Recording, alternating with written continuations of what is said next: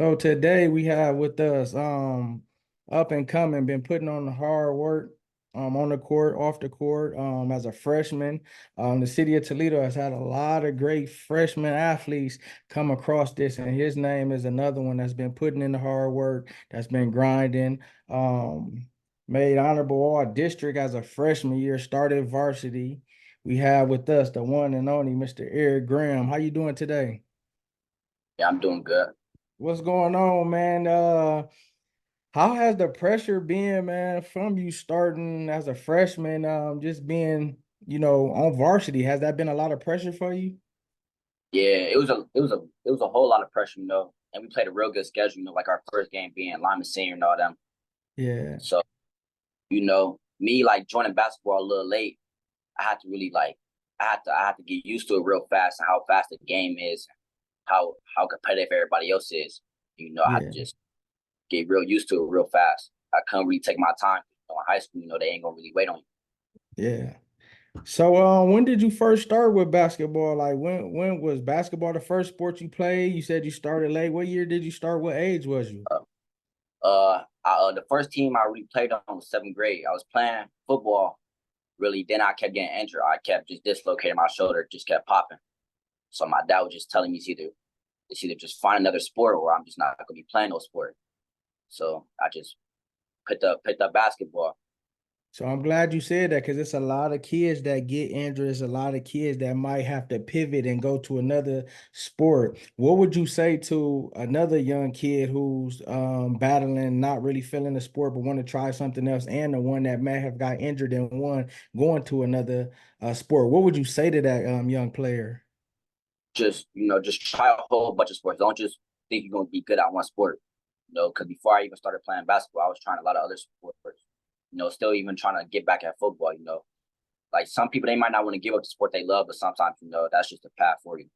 Yeah. And when did you start to see your game develop? And when did you start to see you, really making moves and having your way on the court and getting better? Like, man, I can do this. Uh, it was probably coming into high. It was coming into high school when I was playing with Coach Springs. I had one real good game. It was real. That's when I felt like, yeah, I'm gonna be nice. Yeah, yeah. When you say Coach Springs, you talking about Coach Dennis Springs? Yes. Okay, I just interviewed him. Shout out to Coach Dennis Springs, man, great coach. So I know you were being taught things. I know you learned a lot under that tutelage. What would you say you enjoy most about basketball? Just to like the competitive environment. Like big crowd. All the cameras. Just like it's a real good environment, loud environment. You know, Yeah. And especially when you got player. The light shine bright on you. So I just like how it feels. Oh, I definitely can see that because every time they swing that ball, you catch it fluently and shoot. So you definitely not scared of the pressure. A lot of freshmen, when they get moved up, even to JV or varsity, they're scared of the bright lights. What gives you that confidence to be able to make those shots and take those big shots? Because it's evident that your team trusts you because they pass you the ball at crucial points. Just me, it's like the shot either gonna go in or it's not gonna go in. That's all I really think about. So I know I ain't gonna miss every shot I take. So I just take as many shots as I can. All the nice shots, all the open shots, all the smart shots. I know my coach was trusting me to take all them shots. My players would trust me. Like Yeah. when you're moving up especially on varsity, it's really come from like, especially as a freshman, it really come from like the upperclassmen and all that. You gotta sometimes just talk to them, you Yeah. know, ask them, oh, should I take this shot or is this a good shot? Sometimes you might even take some bad shots. So you just got to really talk to the upperclassmen, especially during school ball. Yeah. What has Coach Kugler and Coach Dorn taught you, and what have you learned to them? Two great coaches. Shout out to Coach Kugler. Shout out to Coach Dorn. Great men who pour into the game, that care about the kids on the court and off the court. What has they taught you, and what have they helped you as far as your development? They just one thing. Coach Dorm and Coach Kugler, they was like they had real like really big difference. Coach Kugler, he was looking like long term. Coach Dorn was really like he wanted it now. So with them two, like Coach Kugler, I really talked to him a lot. He was just really telling me to be patient, and my time always gonna come. Yeah. Just be patient, just be patient. That's really what he was preaching. Yeah. One thing I love about you, Eric, just talking to you, hearing your demeanor, and hearing how selfless you is, because you said one thing. Here, you making honorable mention all district, which that's better than all city. So that's the district of all the people around Toledo. But you see that you are doing good, even though you're a freshman, you're underclassman, you still know your role. So you looking at the upperclassmen, you listening to them, and you taking information that they give you. That's that can't be taught. That got to be inside you. Where did that selfish, you know, where did that come from for you being like that? Like, because a lot of people don't got that. Everybody is me, me, me, me, me. Where did you get that from to allow you to be able to take information and to be able to listen and learn, even though you know I'm doing my thing? I think it really came from my Uncle CJ. Sometimes he be telling me, sometimes, some people where you want to be at. So you got to really take all the advice you got to take. Sometimes, people might be thinking when they taking advice, or like when you win a game and people on the side give you advice, they be like, man, I'm not about to listen to him. Where was he at? Did he go to college? Did he go to D1? But you never know. A lot of people might know a thing or two, or a lot of things about the game that you don't know. Yeah. When you say your Uncle CJ, who are you speaking of? That's my uncle. That's my dad's brother. He helped me a lot. Always in the gym with me. He Yeah. really probably the inspiration that I got from playing basketball. Yeah, that's shout that out. That's good to have that person in your life. And what would you say to a younger person that's coming up in the game that might have that to take advantage of it and to be able to listen and not shy away from that person that's with him? Because I'm pretty sure your Uncle CJ ain't let you lax. He was pushing you. I bet he was on you, making Uh, sure that you not slacking. So what would you say to a younger player that might be in that position? just work hard and ask a lot of questions. Ask a lot of questions. Watch the game a lot, and take advantage of that, because a lot of people, when you listening to the NBA players, how they grew up, they didn't really have a lot of role models or people to teach them the game. They was always by themselves. So when you really got somebody on your side teaching you the game, you gotta take advantage of that. Yeah. And what do you bring to the court as a player when Eric comes in the lineup, or I know that you are in the lineup, or I know I'm about to watch you? What do you bring to the game? Like I can finish with both my hands. I'm a three-level scorer. That's not really seen too often. Like the mid range really a lot starting the game. That's one of my top things in my game. I love the mid range. I can get to all my spots. Me being big and taller than a lot of people around the area. And most of the people I'm playing, I'm a guard. So most of the time it's either like a center on me or a small guard. So I always most of the time got the advantage. Yeah. Can you share with us a memorable time during the season, a moment, a game that just sticks out to you? It was either when we played Rogers at the Cavs Stadium, or a game with Coach Springs. Uh, a moment at the Cavs Stadium, it was one of my breakout games. Probably like my second breakout game. I hit like four threes. And Getting that's my on the NBA start court. off. You saying Cavs Yeah, for our audience. We talking about the Cleveland Cavaliers Stadium, professional, and you out there stroking 4 for 4. Like when you hit the first one, was you like boom? When you hit the second one, you like, man, I'm feeling it. By the third one, I know you was really had like chills going through your body. yeah. That game. It was just a lot. It was a lot. It was a lot of pressure too. I tried to hide it as much as I can, but I was kind of nervous coming to that game. You never know who was watching. NBA players just got done playing.